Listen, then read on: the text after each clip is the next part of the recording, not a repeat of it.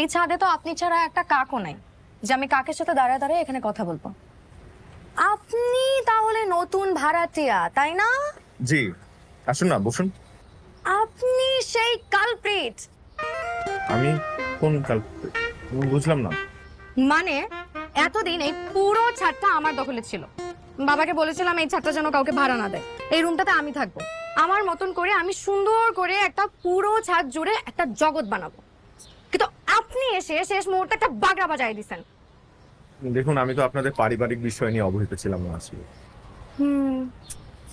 আসলে আপনাকে দোষ দিয়েও তো লাভ নেই, কিন্তু এই পুরো ছাদে তো দখল আপনাকে দেয়া যাবে না। হ্যাঁ, দরকার। আমি যখন ছাদে আসব আপনাকে যেন আমি না দেখে এই ছাদে হাঁটাহাঁটি করতে। আর এই যে গাছগুলো দেখছেন, এই সব গাছে আমি রোজ নিজের হাতে পানি দেই, নিজের হাতে যত্ন করি। একটা গাছও যদি নষ্ট হয়েছে তাহলে কিন্তু আপনার খবর আছে। না না, আমি কেন আপনার গাছ নষ্ট করতে যাব? করতে পারেন, কোথাও নষ্ট করতে পারেন। এমনিতেও আপনাদের ছেলেদের কোনো বিশ্বাস নেই, কিছু খাবার না পেলে গাছের পাতা চিবিয়ে খেয়ে ফেলবেন।